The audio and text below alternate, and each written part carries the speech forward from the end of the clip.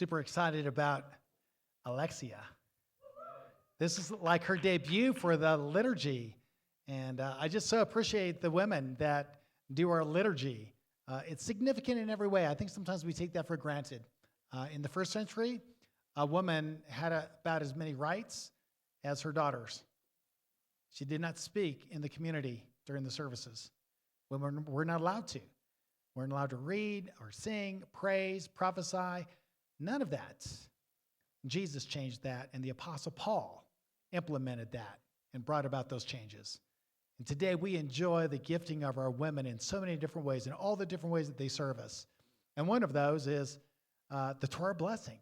I just love that. And I think our women just sing like they just hit home runs, man. They got that down. And it's a powerful thing. And we're just excited about Alexia just for a lot of reasons. I just want to let the cat out of the bag. She has joined our staff part-time. And she's going to broaden us. And we're going to challenge her, inform her. And together we're just going to continue to create this beautiful community with everyone else that serves us, both on staff and then in our volunteer basis. We just are so thankful for everyone who's doing anything in this community to make this community a better place. Thank you again for your service. Okay, so today I want to talk about royals. And I'm not talking baseball. I want to talk about royals and how to rise into your destiny. So think about this. In Messiah, we are royals. What are royals? I'll get to that in a moment. But mark this well. You are a royal. And I want to talk about how to rise into that place and experience. It's no easy task. It takes a lot of work to come into being a royal. The first to really accomplish this was Abraham and Sarah. And it's no wonder that they are called our father and our mother. This is your stock. This is your spiritual DNA. Discover it, embrace it, release it, and live it. It will overtake you and sweep you into your legacy and destiny as a royal. So, first question. What is a royal? What is a royal? It's a person of royal rank or lineage. Think monarchy. Monarchs and their families are considered royals as a group. They are kings, they are queens, they are princesses and princes. As a family group, we call them the royals. I mean, if you have, an understanding of Britain today, you kind of still see that picture somewhat. The royal family, if you will, right? They are the ones who rule and reign over the many.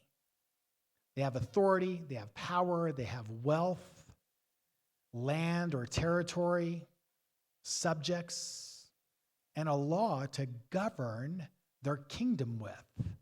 That's a monarchy. Okay, that's royalty, if you will. Who's Jesus? Well, Jesus is King of Kings and Lord of Lords. He's the monarch of monarchs. In other words, all kings and all lords answer to him. They serve him. He's their head. Everyone.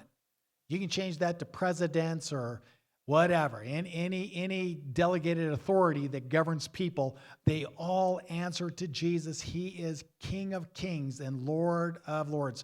There's no greater power than the power that Jesus has. No greater authority than the authority that's been given to Jesus the Messiah. No greater wealth than what's been given to Yeshua himself. No greater geography. He's king over every domain, both seen and unseen. The known universe, the unknown parts of the universe, the spiritual domains. He's over all of that. No other noble family and people group are greater than his family and his people.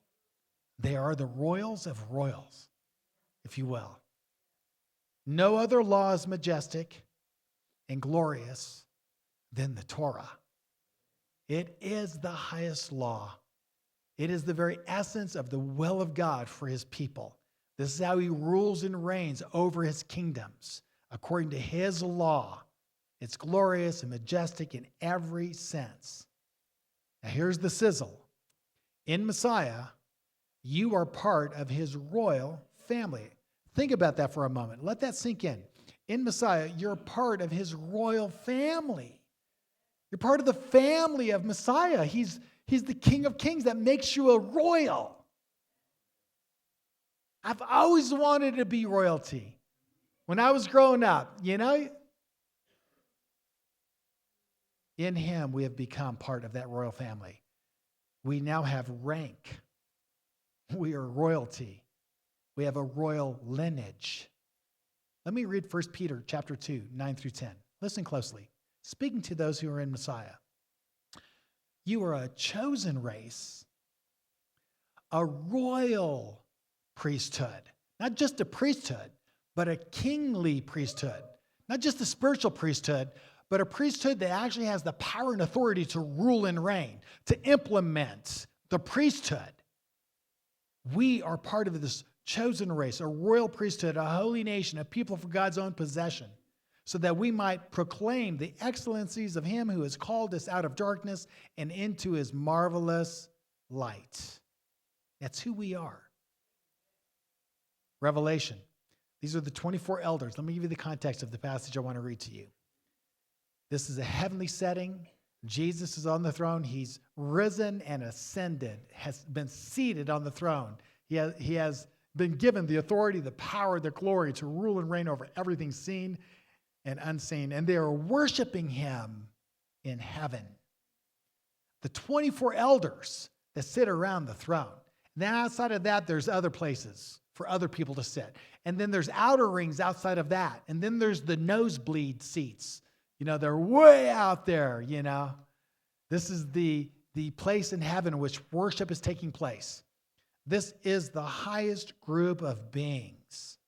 They're the 24 elders who sit around the throne, the highest, most powerful beings created by God. And they're there along with the 4 chimeras. That's animals that are like human and have animal features as well, You'll note that in Greek mythology, but this is kind of a Hebraic perspective on that. Actually, the Greeks took that from the Hebrews. It's their perspective on the Hebrew part of this. So the chimeras are there, and they're worshiping Jesus, and this is Revelation chapter 5, verses 9 and 10.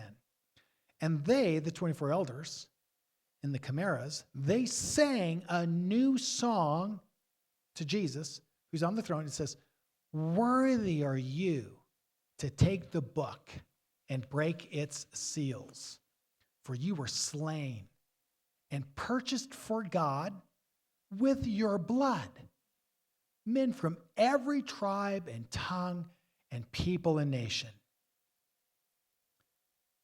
And you have made them to be a kingdom and priests to our God, and they will reign upon the earth."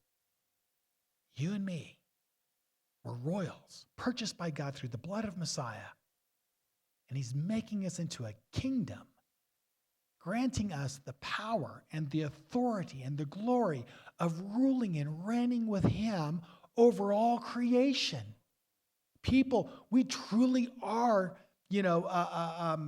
royalty. We have authority, we have power, we have a commission, a mandate to go and do his work. We have to reorient how we view ourselves and really embrace that and really begin to express that by the Spirit of God, because that's the sizzle in living life. Once we understand, embrace our identity, and begin to walk it out, that's when life gets good. All royals must learn to act and live like royals if they want to experience what it means to be a royal. So the first thing is we are born again and we become royalty. But we don't know how to walk that out. We don't even know how to understand that initially. We don't even understand what it means. So we have to actually begin to understand that, embrace that, and then begin to express that, begin to walk that out. That takes time. Actualizing the heritage as a royal is conditional too.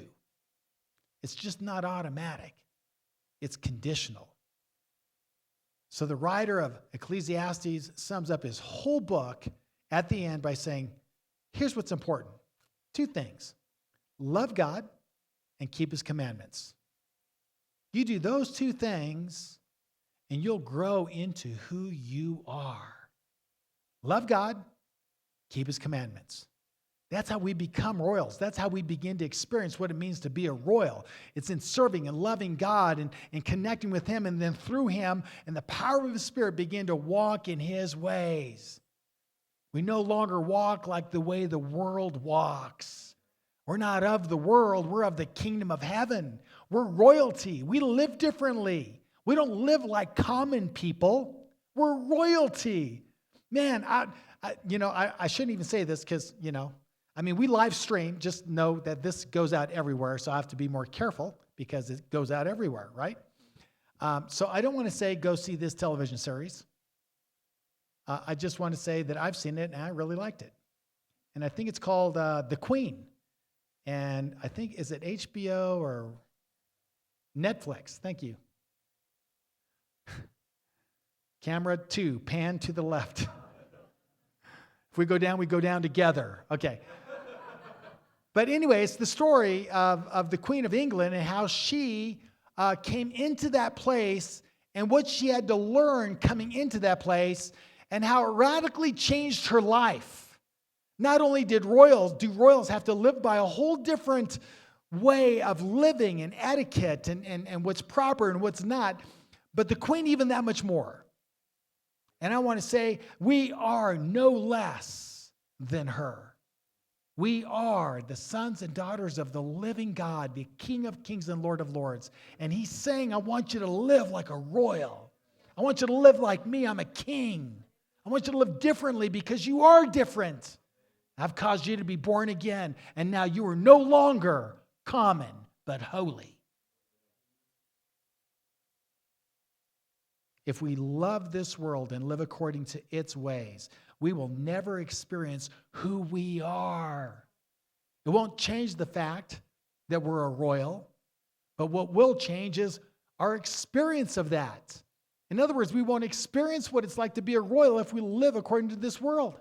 In fact, we'll be enslaved by the world and its systems and its ways. And that's no life for a royal. When I talk about authority, power, wealth, and riches, and prosperity, I am referring to God's perspective and definitions. The world has its own definitions of wealth, power, authority, and prosperity. So when I say God wants you to be prosperous, I'm not talking about the way the world defines prosperity. God forbid that would be his will. No, prosperity is different according to God's definition. Authority, how we do authority is different than how the world does authority.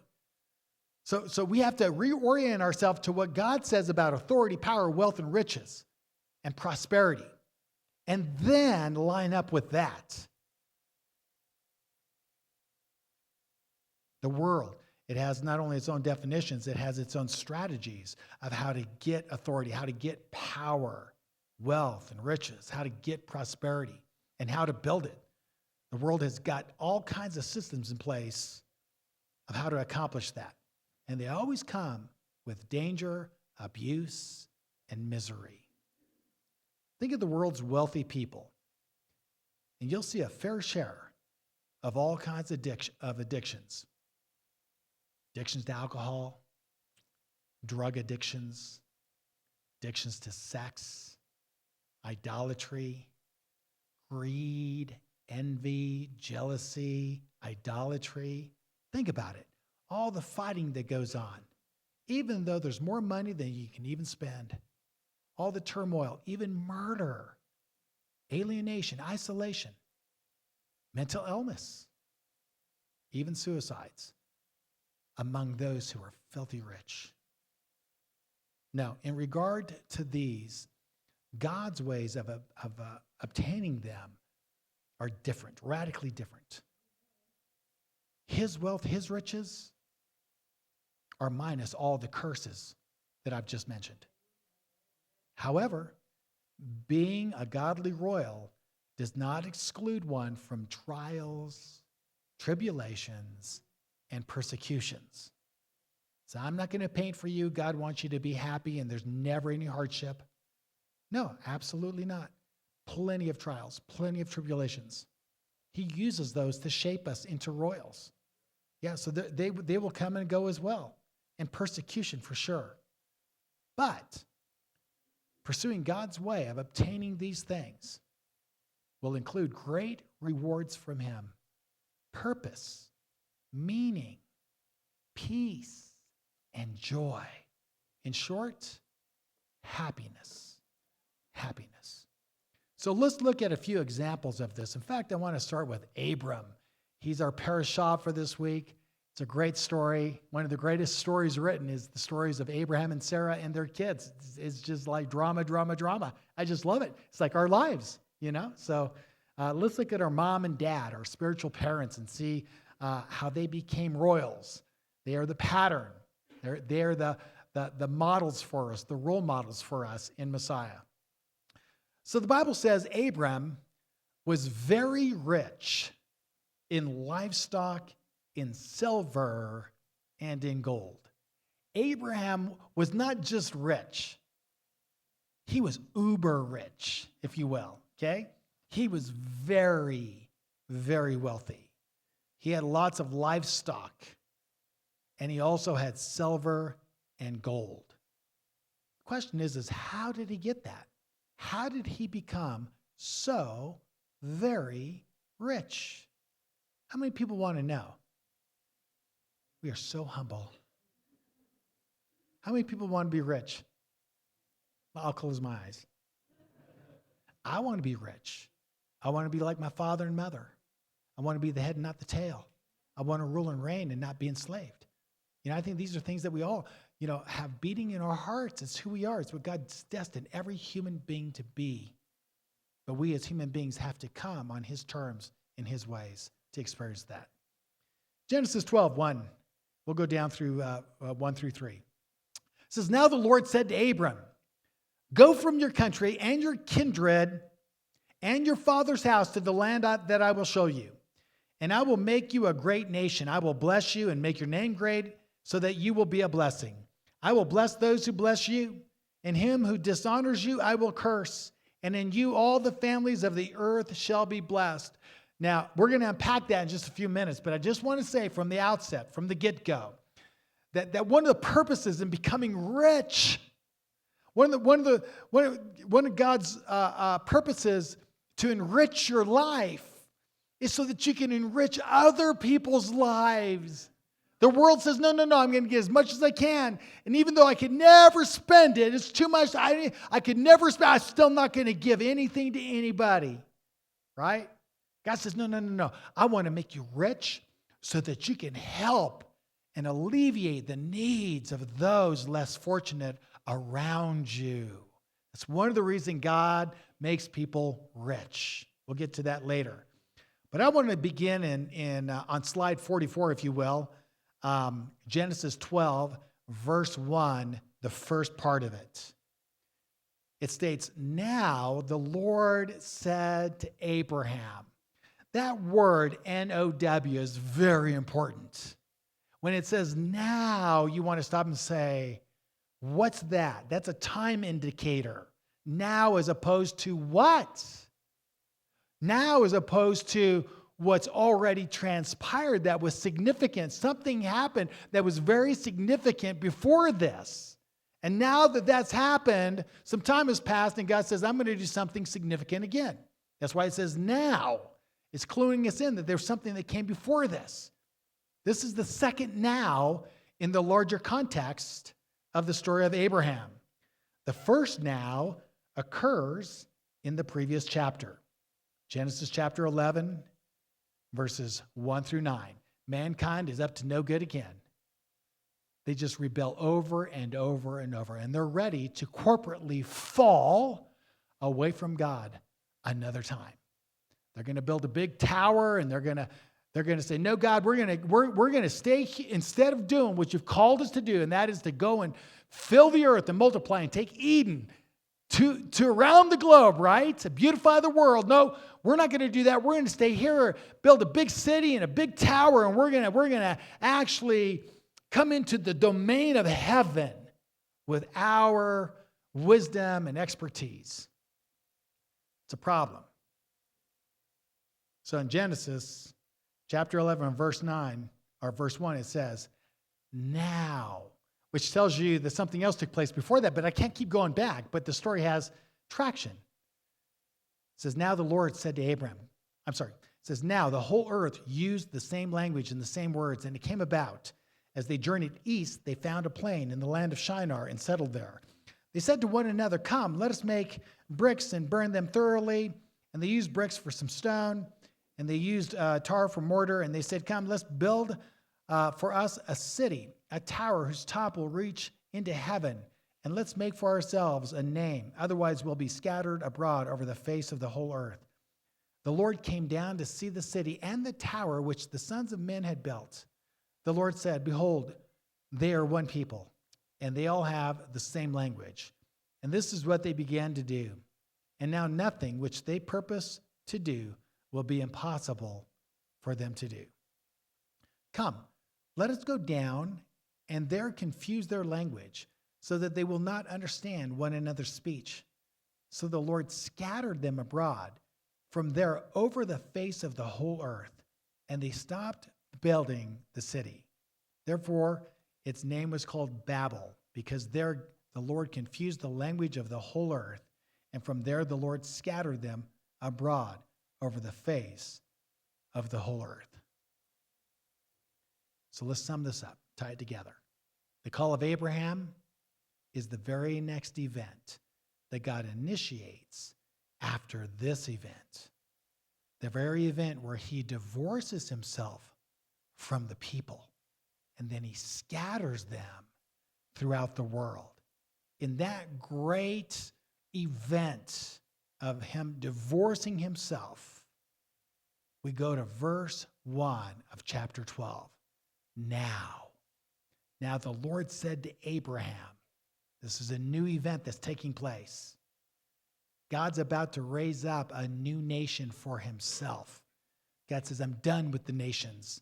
I'm going to raise up one man and one woman, and I'm going to make them into a nation unto myself. They're going to be my nation, Abram and Sarai. Through them, God will continue his plan to redeem all who are willing from this fallen, sin-filled, and evil world. So let's jump back now and take a little bit closer look at who Abram and Sarai are. Very humble beginnings. So in verse 26 of chapter 11, this is speaking of Abram's father, Terah. It says, Terah lived 70 years and became the father of Abraham. So in his 70th year, him and his wife conceive, and here comes Abram. This is Abram's birth.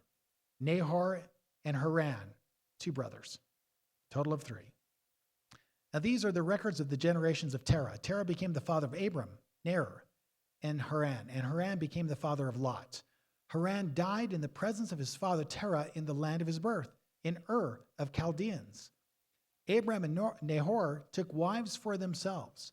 The name of Abram's wife was Sarai, and the name of Nahor's wife was Milcah, the daughter of Haran, the father of Milcah and Iscah.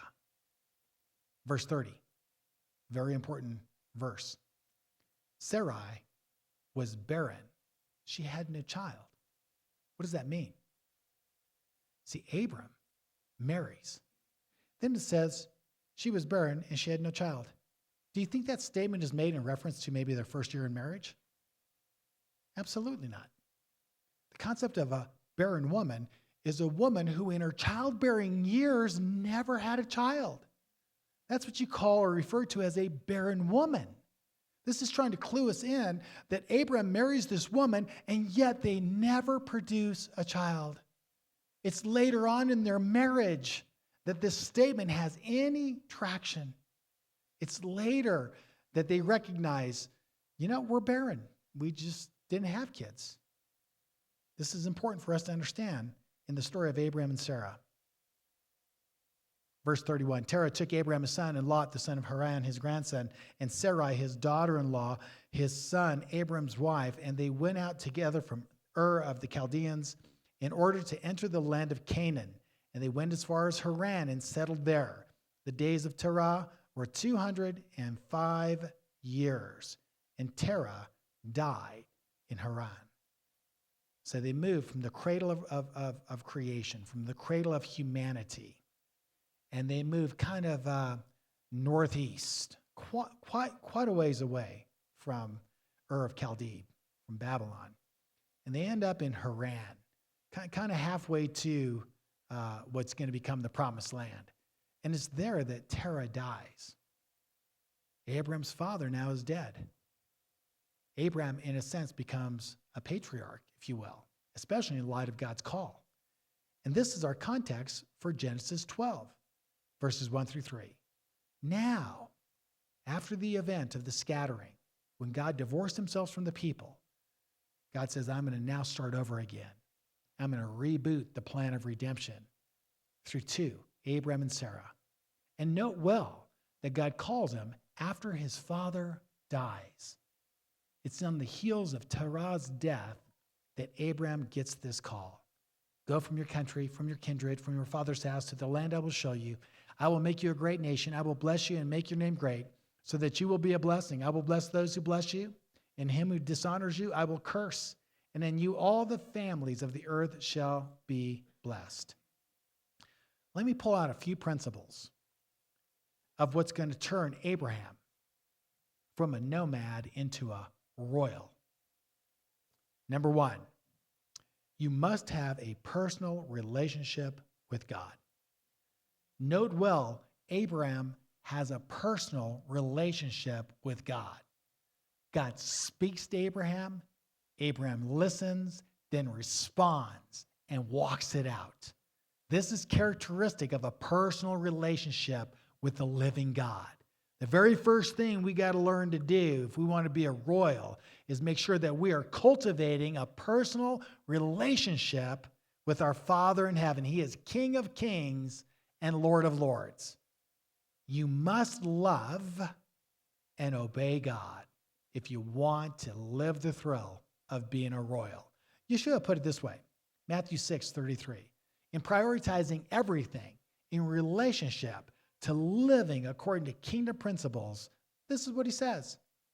Number one, seek first his kingdom. Make the kingdom the priority. That's the number one thing in your life. It's second to nothing. That's our priority, the kingdom of God and his righteousness. And his righteousness. You got to focus on the kingdom of God, the rule and reign of God, and what he says about being right with him, what he says about righteousness. What is he saying about righteousness? You need to understand that. He's saying this, none of you are righteous. No, not one. You're in need of my atonement. Come to me and I will cleanse you, forgive you, and raise you up and cause you to be new, born again. You can be right with me, but it's on my terms. Seek first his kingdom and his righteousness, and then all these things will be added to you. All these other things in life that are important to us. God says, I'll add that to all that. But if you're not putting my kingdom first or my righteousness, then I'm telling you, it's going to be an awful journey. Okay? Number one. Number two, recognize that he is the source of authority, power, wealth, and purpose. He's the highest source. No one higher than him. Genesis chapter 12 and verse 2. He says to Abraham, I will make you a great nation. I will bless you. In other words, Abraham, you could never do this on your own. What I'm going to do is so great, it can only be done by me.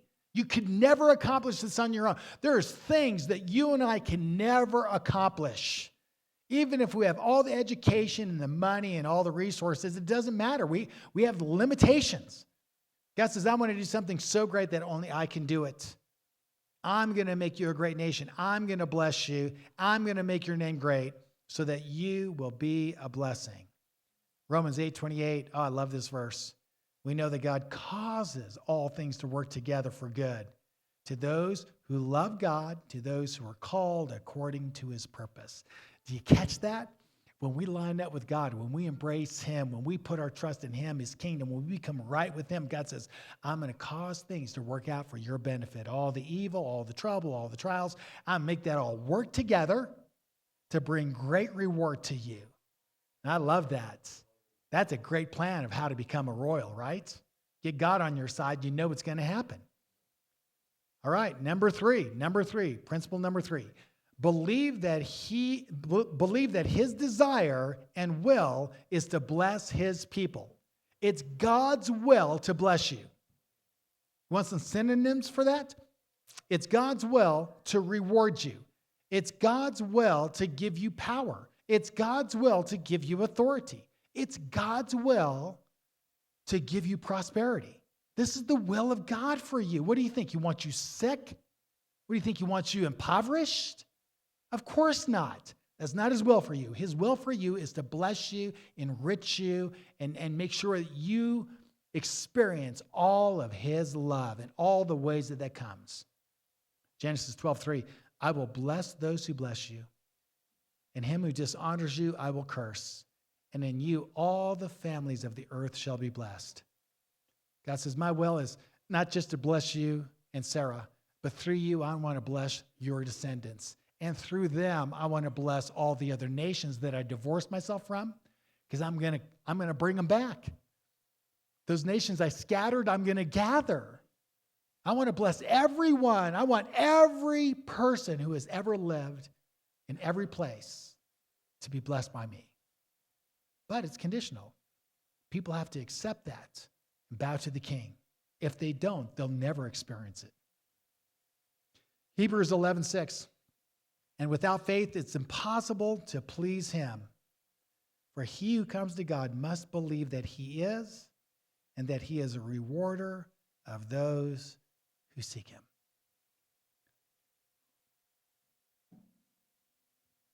You can't come into the Father's presence. You can't come into your Father's presence grumping, griping, and complaining.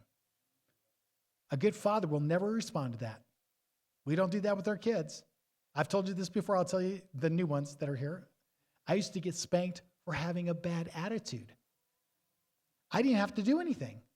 It wasn't a behavior issue. It was an attitude issue. If I was grumping, man, I'd get a good spank from behind without. I didn't even know it was coming. It was always such a surprise. My response was, what's that for? Because I didn't do anything. It's a good response, right? Hey, Dad, what's that for? You know, his response to me was, that's for nothing. Now do something. Wow, I had to learn the hard lesson that attitude is important. And we got to change our attitudes. When we come to God, God says, when you come into my presence, you got to understand, I want to bless you. I don't want to hurt you. My plans for you are good, not evil. Don't come griping and complaining as if I have some horrible plan for you. I won't respond to that. In fact, if you do it enough, I might even give you a potch. God says, you come to me in faith. Come to me with the expectation that I do want you blessed. I do want to love you. I do want to pour out, my goodness on you. You come to me like that, I'll respond every time. This is where and how royalty begins and matures. So back to Abraham and Sarah. Genesis chapter 12, verse 4. So Abraham went forth as the Lord had spoken to him, and Lot went with him. Now Abraham was 75 years old when he departed from Haran. Abraham took Sarai, his wife, and Lot, his nephew, and all their possessions which they had accumulated, and the persons which they had acquired in Haran. And they set out for the land of Canaan. Thus they came to the land of Canaan. Now, he had a lot of stuff already. Probably got that through inheritance, by the way, from Terah, his dad. Some of that came by way of an inheritance. That's how the kingdom works, by the way. You know, when you're born a royal, guess what you're born with? Everything that came before you. So if what came before you was already established as royalty, oh my, what we call those dynasties, okay? You know, God wants to turn your family into a dynasty. God says, you know, if you'll serve me, you know, and you make that a generational deal, through the generations, I'll make that family strong enough that it will become a dynasty in this world. That's God's plan for us. We have to have that vision for us and our kids and our kids' kids. You know, my parents, they didn't have what I had growing up in terms of education and just, you know, the things that the Lord has really invested through teachers into my life. They didn't understand how money worked. So they did the best they could as blue-collar workers. They worked hard. They provided for us. And then they banked on Social Security. And you know how dismal that is. And so in their later years, they really had nothing. You know, my father, when he passed away, he had nothing. You know, we basically had to help even with the funeral costs. And my mother, God bless her, she has nothing. And when she passes on to be with the Lord, we'll have to pay for her funeral costs. We're not going to have anything. There's no inheritance for us. I'm grateful. I'm thankful for my parents and all that they gave me. I'm not complaining about that. What I'm saying is this. In my generation, though, I've learned some things they didn't have the opportunity to learn. And I'm learning how to build an inheritance. You know what I'm so psyched about? I'm telling you, I'm so psyched about leaving to my kids stuff, wealth, some money. I want to leave that to them. I am working hard on that goal. I am building wealth. I'm learning how to build wealth. I want to thank men in this congregation that have done that quite well, and they understand how money works, and they've helped me understand that. And I'm a fast learner, and you know I'm doing pretty good. I'm gonna get the job done. But you know why I want to do it? I don't want to do it so I have money. I want to do it so I can give my money away. You know, there's something really powerful in being able to help people less fortunate around you, you know, kind of come up and begin to move into the same place you're experiencing, to help them come into that same place that God wants for them as well. And that is so exciting. I could say a lot about that, but I'll get in trouble with the SEC. And it's not just about money. Wealth has a lot of different shades of meaning, and so I don't want to reduce it down to just that. Okay, so let's see, where was I? Okay, so Abraham passed through the land as far as the side of Shechem to the oak of Moreh. Now the Canaanite was then in the land. Verse 7, the Lord appeared to Abraham and said, to your descendants I will give this land. See, God is the one that makes us wealthy. God is the one that gives us power and ability and opportunity to become wealthy. He is the King of Kings. All the land belongs to him. All the money belongs to him. All the cattle belongs to him. All the gold belongs to him. And he's going to give it to whoever he wants to give it to. Did you catch that in this passage? The Lord appeared to Abraham and said, to your descendants I will give this land. What land?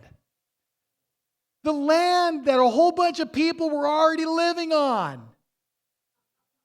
And their ancestors had lived on. He's taken a landmass in which people have already settled it. Other nations already settled and established. Their homes, their businesses, their vineyards. He says, oh, I got a plan. I'm gonna give you their stuff. I could give you this uncultivated area over here, but then you'd have to build houses and vineyards and, you know, work the land. This is already done. It's already done. I think I'm going to give you that wealth that's already established. Is that amazing? The wealth of the wicked is laid up for the righteous. He says, I'm going to take the wicked. I'm going to take their wealth. I'm going to kick them out of the land, take their wealth, and give it to my people. I like that. Now that bothers a lot of people. That bothers. What do you think those people groups were saying about Israel? Who do you think you are? This is our land. We were here first. You come in, you oppress us, you take our stuff. Who are you? This is a human rights violation. I'm not going to say any more because it's edgy enough. Just focus on the past. It's far from where we are today, right? He says, I'm going to give your descendants this land. So Abraham then built an altar to the Lord who had appeared to him. Genesis 12, 8 through 9. Then he proceeded from there to the mountain on the east of Bethel and pitched his tent with Bethel. Bethel means the house of God. Pitched his tent with Bethel on the west and Ai on the east, and there he built an altar to the Lord and called upon the name of the Lord. Abram journeyed on, continuing toward the Negev. He had a personal relationship with God. God talked to him. Abraham would listen. Abraham would do what God told him to do. Then Abraham come back, build an altar, and talk to God. And God would listen to Abraham. This interchange of relationships, so beautiful. This is the paradigm for us today. This is how this all works. He's not just our king. He's our Father in heaven. He desires relationship with each and every one of us. How's your relationship going with God? Are you like your father Abraham? Do you spend time with him? Do you ask him questions? Do you listen and wait for responses? Are you doing what he's shown you need to be doing? Have you stopped doing what he's showed you to stop doing, right? Relationship, the first of the principles. So in conclusion, let's just kind of put this in perspective. The three principles in actualizing royalty. 1, you must have a personal relationship with Jesus. He is the King of Kings and the Lord of Lords. God has given his kingdom, power, authority, and glory to his Son. You and I need a personal relationship with Jesus. We need to seek his kingdom and his righteousness. Then all these things are going to be added to us. Number 2, recognize he is the source of all authority, power, wealth, and purpose. Doesn't matter how bad things get in your life, how upside down they get. Never, ever give up. Never give up. Because the God you serve can do it all. Nothing's impossible for him. So don't be discouraged when you're going through the valley or going through the wilderness or going through some crisis. Hold on, hold on, hold on. You know why? You know why? Because he causes all things to work together for good for you who love him, who are called according to his purpose. Just hold on. It's going to get better, right? Number 3, the final one. Believe that his desire is to bless his people. And without faith, it's impossible to please him. So don't come griping and complaining, right? But rather come knowing that in your approach to him, he's going to reward you. He will reward you. But you got to be diligent in seeking him. You got to be consistently, diligently seeking him. He says, you do that, I'll reward you for that. Now that's on his timeline. He'll take care of that. Okay? So, this journey, it says Abraham journeyed on. This is the journey of Abraham. This journey takes a lifetime. Your journey will take a lifetime. Remind yourself daily who you already are and what you are becoming. And remember always to be a humble royal. Don't be like the royals of this world who look down their nose at everyone, who mock, laugh, make laws designed only to enrich themselves. Yeah, don't be like those royals. Be like the royal King Jesus. Be a compassionate royal. Get down with the lowly and embrace them and show them the way, the path to becoming a royal. This is God's heart for everyone. A royal who helps and serves those around you. That's who we're called to be. A royal who leads others to Jesus, King of Kings and Lord of Lords, so that they too can be saved, so that they too can become a royal, so that they too can experience the wealth, the love, and the prosperity that God desires everyone to have. This is the heart of God. I want to say this because I know that in our movement, the Messianic movement, Torah is a big deal. We study the Torah and we follow the portions and we have classes and we teach it year in, year out. It's a cycle, right? And people after a while in this movement, they just get to the place where like, we just got so much stuff. And it's like, man, I already know all this stuff, I'm already doing all this stuff. Is there anything more? Yeah. Why don't you share it with those around you? Bring some other people in. Our mandate is to go now and give that away to the nations. So be encouraged with that. It's part of our destiny. It's our mandate. I want to thank you for the opportunity to join together with you in creating this place where royals can come, learn from one another, can share and lean on one another, can pray together, fight together, cry together, and laugh together. This is one of those communities of royals in the world today. Shabbat Shalom.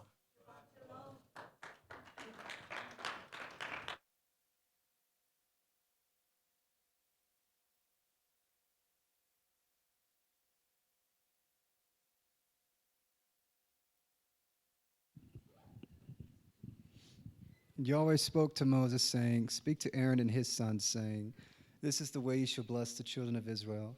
Say to them, May Yahweh bless you and keep you. May Yahweh make his face to shine upon you and be gracious to you.